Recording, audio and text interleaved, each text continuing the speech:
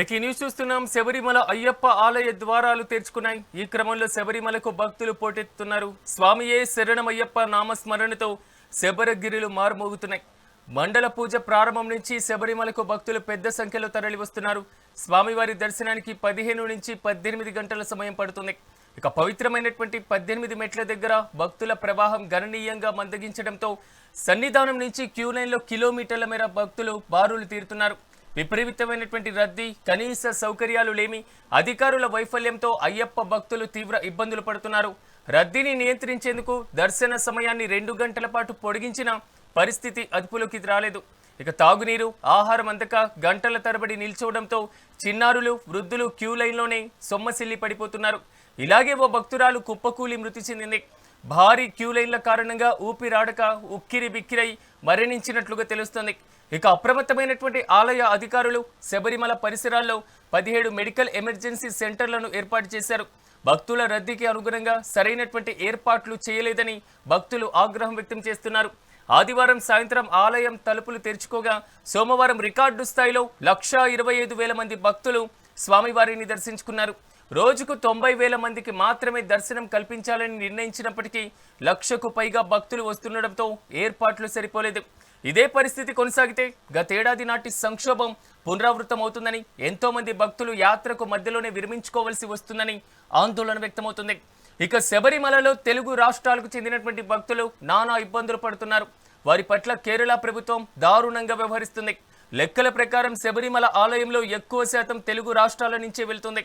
కానీ తెలుగు రాష్ట్రాల భక్తులకు సదుపాయాలు, సేఫ్టీ మీద కేరళ ప్రభుత్వం ఏ మాత్రం పట్టించుకోవడం లేదన్న ఆరోపణలు కూడా వస్తున్నాయి.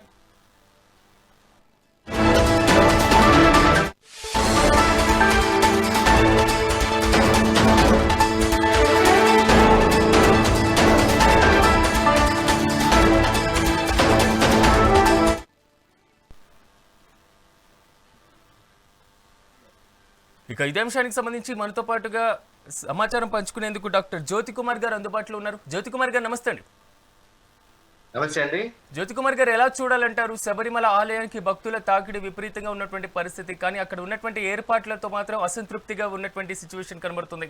సో ఎలాంటి జాగ్రత్తలు పాటించాలి, ఎలాంటి ఏర్పాట్లు కూడా అత్యవసరం అంటారు? ప్రస్తుతము కేరళలో విస్తరించిన ఈ వైరస్ అమీబిక్ మెకానిక్ ఇన్సెఫలైటిస్ అంటారు. ఇది యాక్చువల్ గా బ్రెయిన్ మీద దాని యొక్క ప్రభావం చూపిస్తుంది. ఇది కేవలము కలుషితమైన నీటి ద్వారా, ముక్కు ద్వారా వ్యాపించి మెదడులోకి స్థావరాన్ని ఏర్పాటు చేసుకుని దాని ఇన్ఫెక్షన్ ని అధికంగా చేస్తుంది. అది ఎక్కువ టైంలో మినిమం 7 రోజుల్లోనే దాని యొక్క ఉనికిని చాటుకొని మరణం దాకా తీసుకెళ్లే అవకాశం ఎక్కువ ఉన్నాయి. కాబట్టి ముఖ్యంగా కేరళకి వెళ్ళే మన తిరుపతి వాళ్ళు కానీ, మన తెలుగు రాష్ట్రాల వాళ్ళు కానీ ఎక్కువ అప్రమత్తంగా ఉండాలి. శుభ్రమైన నీళ్లతో స్నానం చేయడం చాలా ఉత్తమం. అంతేకాకుండా ఆ శబరిమలకి వెళ్ళే ముందు, కొండ నడిచే ముందు ఆ నదిలో స్నానం చేసే ప్రతి ఒక్కరూ ముక్కును మూసుకొని, లేదా ముక్కుకు సంబంధించిన కొన్ని డివైస్ చేసుకొని ముక్కుల ద్వారా నీళ్లు పీల్చకుండా అతి జాగ్రత్తగా స్నానం చేసి వెళితే ఎంతగానో ఉత్తమం. ఈ వైరస్ సోకిన 7 రోజుల్లోనే మన శరీరంలో కొన్ని మార్పులు జరుగుతాయి. ముఖ్యంగా అధిక జ్వరము, అధిక తలనొప్పి, తల తిరిగినట్టు ఉండడము, తల స్టిఫ్గా ఉండడము, అంతేకాకుండా వాంతులు, విరేచనాలతో కూడిన లక్షణాలు ఎవరైనా కలిస్తే వెంటనే దగ్గరున్న వైద్యుల్ని కలిసి తగినంత వైద్యం చేసుకుంటే ఎంతగానో మంచిది. కుమార్ గారు, ఆల్మోస్ట్ రీసెంట్ గా ఒక ఇన్సిడెంట్ కూడా జరిగింది. ఒక మహిళ ఊపిరాడక అక్కడే ప్రాణాలు కోల్పోయినటువంటి ఘటన కొంతవరకు ఆందోళనకరంగా మారినటువంటి పరిస్థితి కూడా కనబడుతుంది. కాబట్టి అంత క్రౌడ్ లో ఎలాంటి జాగ్రత్తలు వహించాల్సినటువంటి అవసరం ఉంటుందంట? ఇప్పుడు శబరిమలకి వెళ్ళే భక్తులు వాళ్ళు భక్తితో వెళ్తున్నారు కాబట్టి జనము, పరిసరాల ప్రాంతము, కలుషిత ప్రాంతము వాళ్ళు కేర్ చేయకుండా దేవుని మీద అపార భక్తితో వెళ్తున్నారు. కాబట్టి ఈ కార్యక్రమాలు కానీ, ఈ దీనికి సంబంధించిన వివరాలు ఆ కేరళ గవర్నమెంట్ ఒక లైన్ ప్రకారము ఒక 2 అడుగుల డిస్టెన్స్ తో యాత్రికులని అలౌ చేస్తే ఎంతగానో ముఖ్యము. అంతేకాకుండా స్నానానికి వెళ్ళే ప్రతి భక్తుడు క్లోరినేషన్ చేస్తే ఇంకా ఉత్తమమైన పని. ప్రతి గంటకి క్లోరినేట్ చేయడం చాలా అవసరం. క్లోరినేటెడ్ వాటర్లో ఈ అమీబా బతకదు కాబట్టి వీలైనంత శుభ్రం చేయడం ఆ కేరళ ప్రభుత్వానికి ఒకసారి సూచనల ద్వారా కేరళ ప్రభుత్వం ఈ నిర్ణయాన్ని తీసుకుంటే ఎంతగానో మనము కాపాడుకోవచ్చు. ఎస్ జ్యోతికుమార్ గారు, ఇక్కడ దాదాపు కేరళ ప్రభుత్వం 17 మెడికల్ సెంటర్లను అంటే ఇలాంటి సంఘటన జరిగిన తర్వాత ఏర్పాటు చేయడం జరిగింది. ముందస్తుగా పాటుగా దాంతో ఇలాంటి చర్యలు ఎలాంటి ఇంకా తీసుకుంటే బెటర్ అంటారు కేరళ సర్కార్? కేరళ ప్రభుత్వం ద్వారా కొన్ని నియమ నిబంధనలతో 2 అడుగులు లేదంటే 1 అడుగులు డిస్టెన్స్ లో స్నానానికి వెళ్లే ప్రతి భక్తుల్ని అలో చేస్తే ఎంతగానో శ్రేష్టము. అంతేకాకుండా వాళ్ళు మునిగే ప్రతి నది దగ్గర గాను సరస్సు దగ్గర గాను గంటకి క్లోరినేషన్ చేయడం ఎంతగానో ఉత్తమం. నివారణ ఉపాయాలు చేస్తే చాలా మేలుకరంగా ఉంటుంది. Prevention is better than cure కాబట్టి ముందుగానే క్లోరినేషన్ చేసిన నీళ్ళలో మునిగేటట్టుగా చేస్తే చాలా సంతోషం. కుమార్ గారు, ఆల్మోస్ట్ రికార్డు స్థాయిలో భక్తులు వస్తున్నటువంటి సిచ్యువేషన్ కనబడుతుంది. 1,25,000 మంది భక్తులు దర్శించుకుంటున్నారంటే సాధారణంగా అయితే రోజుకు ఒక 90,000 మంది మాత్రమే దర్శించుకునేందుకు ఏర్పాట్లు కూడా ఉన్నటువంటి పరిస్థితి. కేరళ టెంపుల్ కి సంబంధించినటువంటి మేనేజ్మెంట్ కూడా క్లియర్ కట్ గా చెప్పడం జరిగింది, ఇంత భారీ స్థాయిలో భక్తులు వస్తారనేటువంటి ఆలోచన కూడా ఆలోచించలేదనేటువంటి ఇష్యూ. సో అలాంటి సమయంలో ఏర్పాట్లను యుద్ధ ప్రాతిపదికన అవసరం అంటారు అక్కడ? ఖచ్చితంగా కేరళ ప్రభుత్వమే కదా, పక్క రాష్ట్రాల ప్రభుత్వం సహాయ సహకారం కూడా తీసుకోవడం ఎంతగానో అవసరం. ఎస్ జ్యోతికుమార్ గారు, మీరు అన్నారు ఇందాక కొన్ని రకాలైనటువంటి వైరస్లు అనేటువంటి అంశం. సో అలాంటి సిచ్యువేషన్ ఉందంటారా ప్రజెంట్? ఖచ్చితంగా ఇది కొత్త వైరస్. కేవలము కలుషితమైన నీరు, కలుషితమైన నీటి ద్వారా మునిగినప్పుడు ముక్కు ద్వారా వ్యాపించే ఈ క్రిములు కాబట్టి ఇవి మన కంటికి కనబడవు కాబట్టి నీటిని ఎంత శుభ్రపరచుకుంటే అంత అవసరం. సో ఈ ముక్కు ద్వారా వ్యాపించడం వల్ల తలలో మెదడుకి వెళ్ళి దాని నివాస స్థానం ఏర్పాటు చేసుకొని విపరీతమైన జ్వరము, విపరీతమైన తలనొప్పి మరియు వాంతులతో కూడిన లక్షణాలు కలిగించి మరణం వరకు తీసుకెళ్లే అవకాశాలు ఉన్నాయి. కాబట్టి ముందు జాగ్రత్తగా కేవలము ముక్కు ద్వారా వెళ్ళే ప్రమాదం ఉంది కాబట్టి ముక్కును మూసుకొని బాగా స్నానం చేసి ఆ అవేర్నెస్ ఇస్తే ఇంకా మంచిది. అంతేకాకుండా ప్రతి గంటకి క్లోరినేషన్ చేయడం చాలా ఉత్తమం. జ్యోతికుమార్ గారు, మనతో పాటుగా రంగాచారి గారు, గురుస్వామి గారు కూడా జాయిన్ అవ్వడం జరిగింది. రంగాచారి గారు నమస్తే అండి.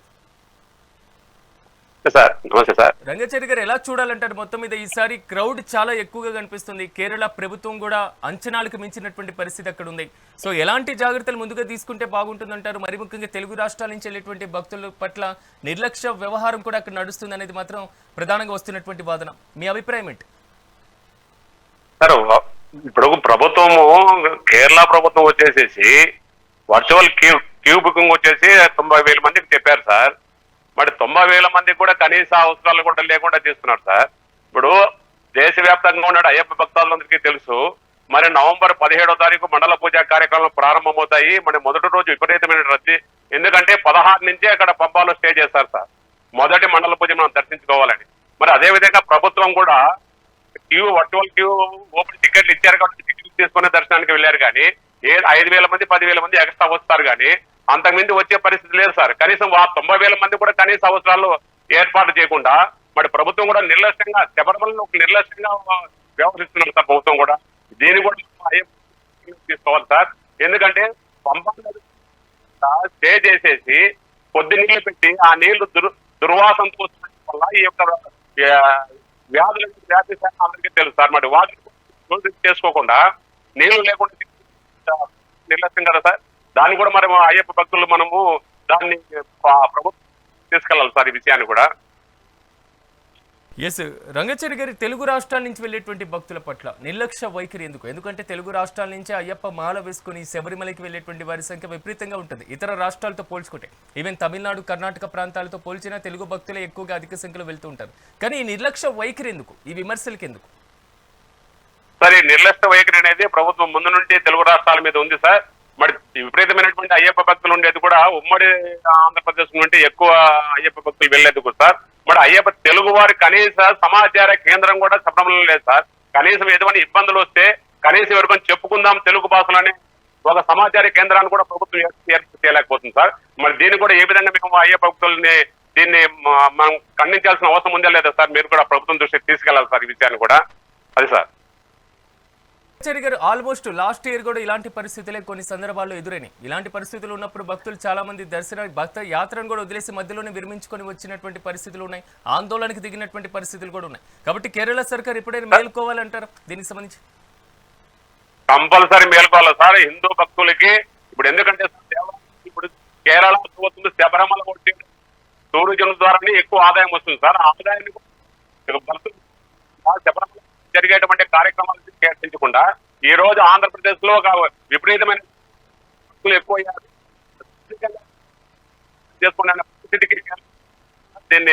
మీరు చెప్పినట్లుగా తెలుగు రాష్ట్రాల నుంచి భక్తులు కూడా ఎక్కువ మంది వెళ్తూ ఉంటారు కాబట్టి వారికి సంబంధించినటువంటి అంశాలను కూడా ప్రాధాన్యత ఇవ్వాల్సినటువంటి అవసరం కేరళ సర్కార్ ఖచ్చితంగా ఉంటుంది.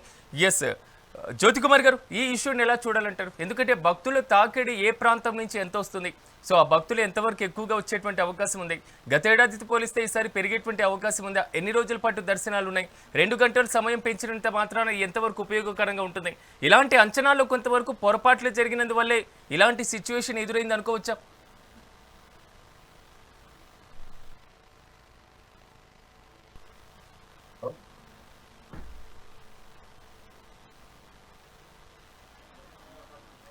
ఎస్ జ్యోతి కుమార్ గారు, నా వాయిస్ వినిపిస్తుందా? వినిపిస్తుంది సార్, చెప్పండి. సో ఎలా చూడాలంటారు? ఎందుకంటే కేరళ సర్కార్ కూడా ఆల్మోస్ట్ 2 గంటల సమయాన్ని కూడా పెంచడం జరిగింది దర్శనానికి సంబంధించి. సో క్రౌడ్ ఎక్కువగా వస్తుందని ముందస్తు అంచనాలు లేకపోవడం కూడా ప్రధానంగా రీజన్ అంటారా ఇంత భారీగా జనసమూహం భక్తులకు అక్కడికి రావడం పూర్తి స్థాయిలో?